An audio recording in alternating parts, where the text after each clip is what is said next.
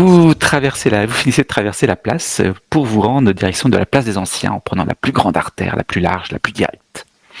Et au bout de quelques dizaines de mètres, quand je dis dizaines, plus d'une centaine de mètres, vous arrivez sur la place des Anciens, vous repérez l'académie de Maître Vernam, que je vais vous afficher cette fois-ci, j'oublie pas. Hop. Et avec la jeune femme Bethesda, qui vous ouvre une fois encore la porte. Ah, je vous reconnais.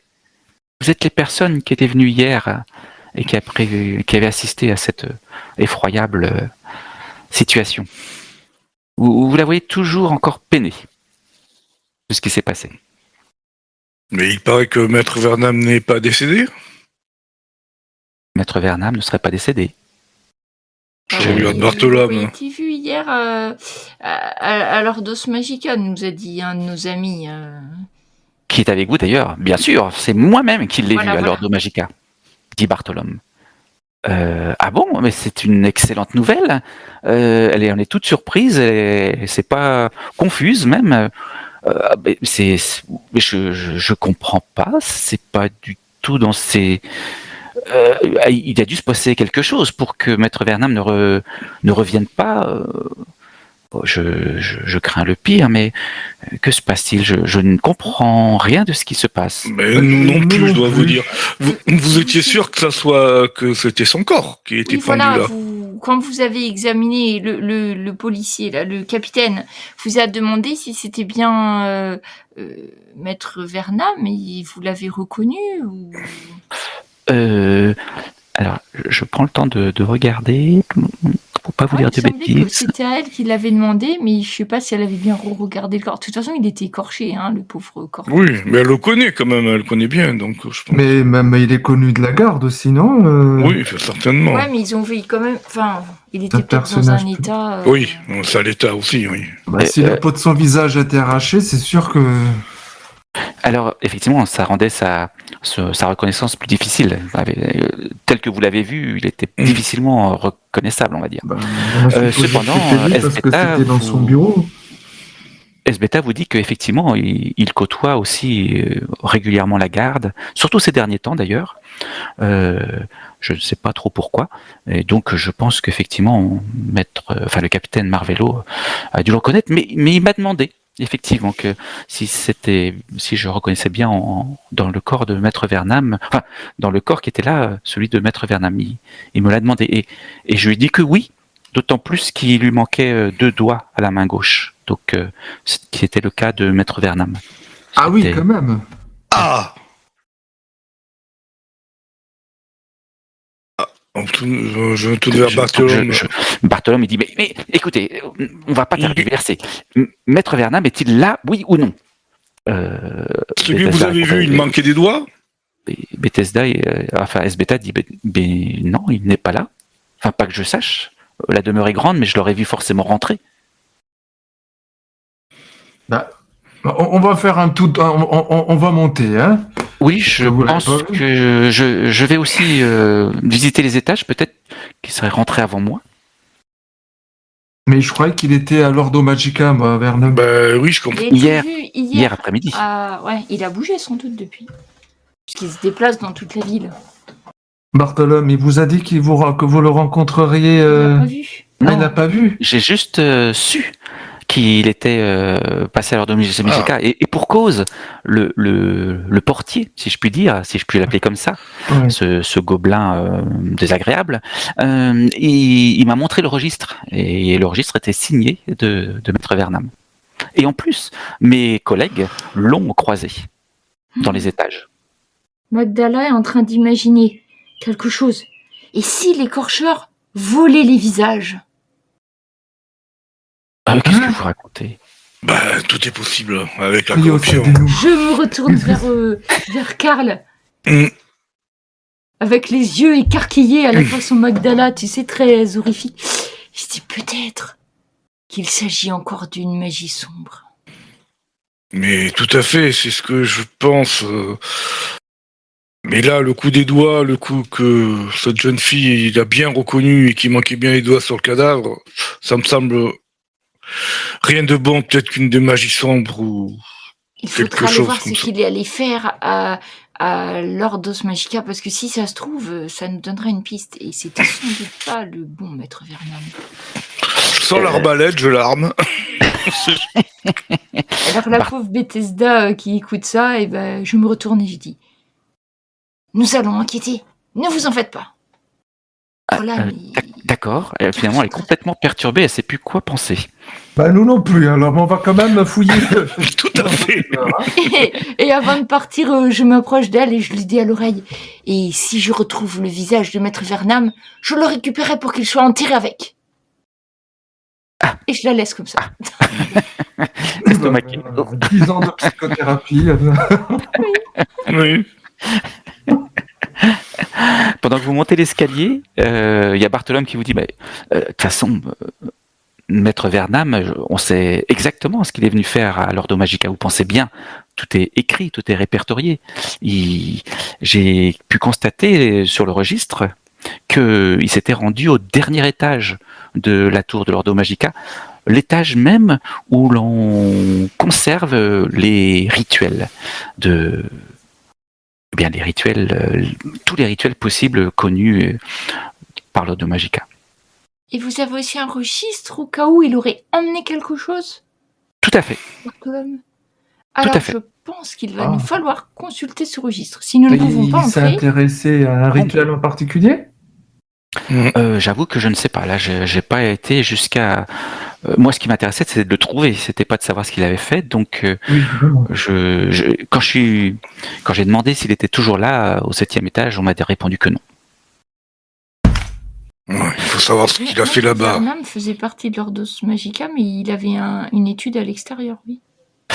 De ce que vous vous souvenez, vous pouvez demander à S-Beta. Il a fait partie de l'Ordo Magica, mais il n'en fait plus partie. Alors, mais il avait quand même des entrées, enfin, il pouvait consulter... Oui. Parce qu'il me semble que pour aller consulter des documents à l'Ordos Magica, il faut quand même faire partie, non ? Ou avoir un... C'est ce que vous avez déjà dit, Bartholome, effectivement. C'est ce qu'il vous avait dit la veille en disant C'est ça, hein. moi je vais y aller parce que vous, de toute façon, vous ne pourrez pas entrer. Donc vous me demandez, dit Bartholome, de me renseigner maintenant sur ce qu'est venu faire maître Vernam à l'Ordo Magica. Bon, ok, il faut que je refasse tout le chemin à l'envers maintenant. Et non, alors surtout retenez bien les rituels qu'il a pu consulter. Si vous pouvez en avoir un exemplaire pour vous, pour savoir exactement de quoi il retourne. Hein. Ne faites pas les choses à moitié, Bartholome. Hein. Non, bien entendu que non. Et bien sûr que je m'en souviendrai. Vous mettez ma mémoire en cause ? Non, pas du tout. Bon, il est piqué.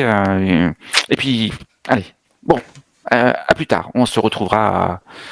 Est-ce qu'on pourrait se trouver un autre endroit que la sorcière et le familier ? Parce que vraiment, il peut y avoir des endroits plus convenables, plus faciles peut-être. Mais c'est Je leur donne un méchant. Bon, ok, j'ai compris. Il s'en va. Ouais. Quel chouchoute, celui-là. Ouais, je dirais bien, vous savez quoi, les amis, c'est qu'on sait qu'il y a eu une autre victime de l'écorcheur. 4. Il y a 4 victimes. C'est exactement une adresse. Alors attends. La première, c'est une serveuse dans une taverne qui s'appelle la Roseraie, à l'ouest. Voilà, et c'est là, on avait vraiment l'adresse et tout. Eh bien, peut-être serait-il temps de se renseigner, savoir si la dite serveuse ne serait pas réapparue quelque temps après ou autre. Enfin, après, le capitaine Marvello connaît les autres décès, enfin les autres meurtres. Ah, peut-être plus sage alors de déjà demander au capitaine Marvello. Oui, je pense qu'il vaudrait mieux d'abord aller chez lui, en savoir un peu plus sur où est-ce qu'il en était dans son enquête, qui étaient les personnes. Peut-être qu'on aura un lien déjà entre ces 4 personnes. Sinon, les traces que j'avais suivies, ça a été place du Crapaud. Peut-être qu'il serait intéressant de les envoyer par là-bas, enquêter, ou pas retrouver quelques activités suspectes, ou... Nous ne sommes pas revenus, là. Ouais, et place du Merci. crapaud, il n'y a pas de notable. Si, il y avait cette espèce de squelette de dinosaure, là, c'est ça? Oui, mais c'est surtout là où la piste s'était arrêtée. Donc je pense où on demande à la garde d'essayer de faire des tours là-bas, voir s'il n'y a pas... On n'a pas exploré les rues, on n'a pas eu le temps, et puis la piste était perdue. L'Ordo Magica, il n'est pas par là. Vers la place du crapaud, Le pas du tout. crapaud. La Non, place non. du crapaud est au nord, on va dire de là où il y a tous les quartiers un petit peu les uns sur les autres, limite un peu malfamés, on va dire. C'est l'endroit où effectivement la garde ne doit pas trop aller en fait. Et tandis que l'Ordo Magica se situe au sud et même plus précisément au sud-ouest, très Alors, près des beaux quartiers de Fort Chardon. je pense qu'on peut faire d'une pierre deux coups alors. Hein. On va le voir au sujet des meurtres et on lui explique que Oui. nous avions suivi une piste jusqu'à la place pour voir s'il peut envoyer une patrouille. Et puis lui préciser qu'il y a peut-être quelqu'un qui se balade avec la tête de Maître Vernam. Oui, Ça, aussi. pour l'instant, on n'en sait rien, mais... Mais on va quand Peut-être. même le mettre au courant de cette histoire un peu Ouais. bizarre. Et savoir, oui, qui exactement sont les autres victimes pour aller voir chacun des familles et témoins peut-être aussi. Hein. Et peut-être qu'il y a encore le corps de la victime à disposition, je sais pas. Oui, alors on l'a bien vu hier. Hein. Enfin, pour ma part, je l'ai assez vu, je pense. Mais si vous avez envie d'y rejeter un petit coup. Oui, mais peut-être que les doigts manquants, quelqu'un a pu les couper pour faire croire que c'était Jardin alors que c'était quelqu'un d'autre. Oui, peut-être. Bon, alors, en route. Capitaine Marvello, la garde, bah, c'est à côté de l'Ordo Magica. Attendez, Bartholome nous venons avec vous. Finalement, vous n'allez pas voir dans les étages ou dans son bureau s'il est là. Si, je voudrais Si, quand même d'abord, aller D'accord. faire un coup d'œil d'abord. oui, Bartholome c'est est vrai. parti depuis longtemps. Pas trop dommage. Vous montez dans les étages, vous regardez toutes les salles de cours. Encore une fois, il y a pas d'élèves aujourd'hui. Enfin, en même temps, il est vraiment tôt. Et vous arrivez à nouveau dans le bureau et vous voyez qu'il y a encore beaucoup de traces de sang. Ça n'a pas spécialement été nettoyé, très peu touché, mais effectivement, le corps a disparu. Il reste encore la corde qui est accrochée au plafond. Et... Par contre, vous voyez à droite derrière le bureau un formidable portrait de Maître Vernam. Ah, D'ailleurs, Magdala, tu l'avais déjà vu. Oui, tout à fait. Je ne me souviens plus du tout, mais sûrement. J'ai dû choquer par le corps. Si, c'est vrai que tu me l'avais dit en plus, mais... Mais effectivement, l'émotion était tellement intense dans cet endroit que... C'est là, avec ce qu'il y avait à côté... Un portrait alors. Un portrait de Maître Vernam. Il est de 3/4 et ça s'arrête au niveau de la poitrine. Et on voit ses mains, on voit... Non, on ne voit pas ses mains. Et il a un signe distinctif, non? On n'a rien du tout qui pourrait... Non. C'est un homme assez âgé. Vous imaginez facilement plus d'une soixantaine d'automnes. On le devine sérieux. On le devine même un peu érudit dans sa façon d'être, même dans la façon dont il a été peint. On sent que c'est quelqu'un de science, de recherche, de posé. il n'y a rien d'autre qu'on aurait, je sais pas, par terre ou sans tout a été fouillé. Déjà, on y était déjà passé. Plus ou moins succinctement, tu peux me faire un jet de vigilance avec une difficulté de -5. Ah oui, pour voir si quelqu'un n'est pas venu refouiller. Voilà. Alors, -5. Ceux qui veulent, d'ailleurs, vous pouvez tous le faire si vous le souhaitez. Sauf peut-être Magdala, parce que tu l'as déjà fait. Mais bon, comme lui... Moi, j'ai raté. Moi, ça. Toujours essayer. Oui, en même temps, la situation a changé, Magdala, donc si tu le souhaites, tu peux. Je me posais la question s'il y avait des livres dans son bureau. Oui, tout à fait. Sur le mur de gauche. Donc à l'opposé. Pendant qu'il regarde ça, parce que je m'en étais pas trop intéressée la dernière fois, occupée par d'autres petits détails sanguinolents, juste voir si dans sa liste de livres, il y aurait des choses qui traiteraient des livres qui seraient plus à même d'être dans la bibliothèque de l'Ordus Magica, des choses de magie ou du rituel, juste en regardant les titres simplement. D'accord. Alors c'est vrai que maintenant que tu es initié à l'écriture, ça te semble étrange. Alors tu prends ton temps pour y arriver, mais Oui, c'est ça. de ce que tu devines, ça a l'air surtout d'être des recueils de soit botanique, soit de la faune, soit de l'architecture, mais surtout des choses qui parlent de la forêt. D'accord. À ton avis, il n'y a rien de mystique dans tout ça? Oui, voilà. Ben après, c'était surtout voir si ça aurait pu être, tu vois, dans sa bibliothèque. D'accord. Ils ont le temps de bien chercher parce que ça met quand même un petit peu de temps à regarder tous ces livres. Oui. Eh bien, Orlan, tu trouves quelque chose, mais alors c'était caché vraiment dans une fissure de parquet. C'est vraiment tombé là. Tu saurais, et c'est pas plus gros qu'un anneau. Tu ressors, enfin tu essayes du moins de ressortir quelque chose et en fait l'anneau il est coincé. Un anneau. Ah. C'est un anneau probablement de cuivre. Bah, on va t'aider à le décoincer. J'ai trouvé quelque chose, mais j'ai les mains trop grandes. C'est dans un truc du plancher, c'est ça? C'est vrai, c'est un plancher, un coup de dague dans le plancher, c'est bon, ça va marcher. Eh bien non, en fait. Ou alors à vraiment vouloir abîmer le parquet. Oui, Ah, bah oui. Vous avez les mains fines, Magdala, allez-y. Oui, alors Magdala réfléchit plutôt à la pêche et elle se disait peut-être en mettant un hameçon, un petit fil, essayer de passer et remonter. Plutôt comme ça. Oui, effectivement, tu peux passer. J'ai pas de fil à pêche, mais je me dis il y a peut-être un petit morceau de métal qui ressemblerait à un hameçon, un clou par exemple tordu ou accroché au bout d'une cordelette, d'une ficelle ou quelque chose que j'aurais trouvé sur place. Oui, tu trouves sur le bureau de Maître Vernam un couteau d'apparat. Tu as l'impression il n'est pas très grand et encore moins large.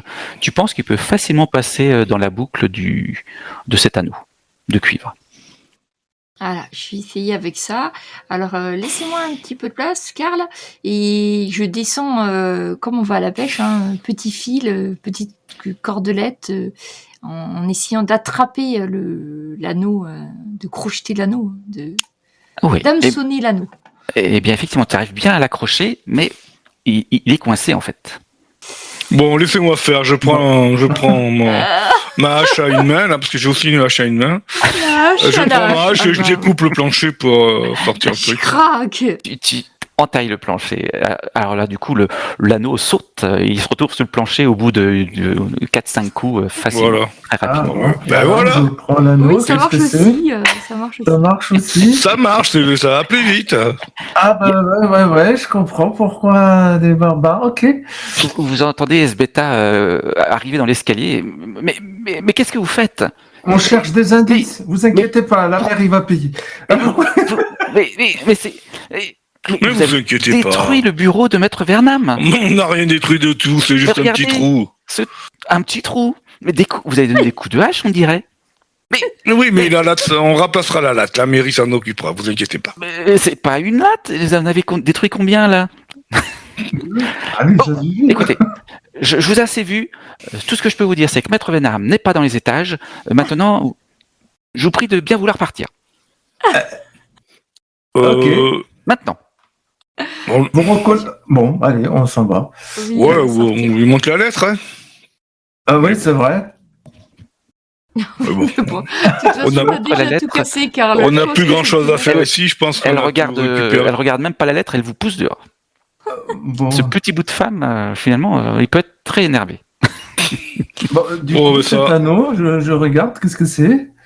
Ah oui, c'est pas du tout un anneau de cuivre, finalement. C'est un anneau en fer rouillé. Et en plus, maculé de sang. Ah. Qui ressemble à celui de Magdala? Ah non, mais moi, c'est un bracelet plutôt. Oui, c'est un bracelet plutôt. Oui, mais c'est à peu près de la même facture? Oui, c'est vrai. Le bracelet de Magdala, il est également en fer. Il y a des Mais bon, inscriptions les anneaux de dessus. fer. Je le nettoie, j'enlève le sang. Oh, oui, oui. Eh bien, effectivement, une fois nettoyé, Karl, tu devines des inscriptions à l'intérieur. Mhm. Qui possède le talent érudit? J'étais en train de me dire, j'attends qu'ils aient bien tout nettoyé. Ça, c'est fait. Peut-être, puis j'ai essayé de lire. Alors, j'ai plissé. J'ai fait, tu sais, comme tu vois, une sorcière qui va faire comment dire, tu sais, un peu de poudre aux yeux, tu sais, comme si c'était super dur et tout ça, en plissant les yeux, en faisant plein de grimaces, Oui. tout ça. Des mots d'intense réflexion. Voilà, c'est ça. Et en fait, je vais essayer de voir déjà si c'est des lettres ou si c'est des dessins et voir un peu si, enfin, ça a l'air d'être écrit ou pas. Oui, on dirait de l'écriture, oui, tout à fait, complètement. Plus tu l'observes, plus tu te concentres dessus et plus tu te dis que tu reconnais un langage très rare, un langage elfique. C'est d'autant plus étrange que l'elfique est une langue qui n'est que très rarement employée sous forme écrite. Il y avait des inscriptions sur le bracelet qu'on emmenait, je me souviens plus. Parce que je me dis, sinon je comparerais bien s'il y avait des écritures, mais je crois pas avoir jamais cherché d'écriture sur ce bracelet en fin de compte. Ne bougez pas, je cherche ça. Il me semble pas, mais je peux crois aller pas. vérifier. C'était juste à tout hasard pour comparer. Oui, Je tout à crois que c'est fait. ça le nom du propriétaire, tu vois. Ou... Ouais. Ils ont écrit un anneau pour le gouverner tous. Non, c'est pas ça. Moi, il me semblait pas qu'il y avait des choses écrites sur l'autre bracelet, mais c'était juste pour savoir si. Ouais, j'approche. Ah si, bracelet avec rune elfique, j'ai. Oh, d'accord. Tout au début. Tout au Ok, début, quand ok. on l'a trouvé, je l'avais noté, mais je l'ai jamais. Comme à l'époque, Magdal ne savait pas lire. Eh oui. Elle a jamais lu ce qu'il y avait. Et maintenant qu'elle a un tilt, elle se dit mais en fait, puisque le bracelet appartenait à une elfe, si j'ai des écritures sur l'anneau, peut-être ai-je des écritures aussi sur le bracelet. Alors du coup, voilà Magdala qui ressort le bracelet et qui compare toujours en faisant ses petites mimiques un petit peu mises en scène pour voir entre l'anneau et le bracelet. Et j'essaie de savoir déjà s'il y a des choses qui collent. Oh, je sais que le bracelet c'était écrit en elfique, du coup. Exactement, ce sont les mêmes symboles d'écriture. Il te manque la connaissance de l'elfique que certainement tu pourrais acquérir à un niveau d'érudition plus élevé, mais effectivement, ce sont les mêmes écritures. Du coup, il suffit que je trouve quelqu'un qui parle elfique. C'est plus facile que de dire que tu sais pas cette langue. Donc, je vous annonce, messieurs, que il y a des runes elfiques écrites sur cet anneau, comme sur le bracelet de l'elfe. Ça serait donc elfique. Alors, Magica, peut-être quelqu'un connaît? Je vais ranger l'anneau avec le bracelet, si ça vous embête. Comme ça, on va pouvoir leur poser la question pour les deux. Il y a bien quelqu'un qui parle elfique, alors Magica, quand même. Que je les mets ensemble. Du coup, si ça vous embête pas, je vais noter le bracelet, comme ça, on pensera à mettre les deux. Hein. L'anneau. Qu'est-ce que t'en penses, Orlan? Bah, oui. Anneau de fer, elfique. Oui, anneau de fer de Maître Vernam.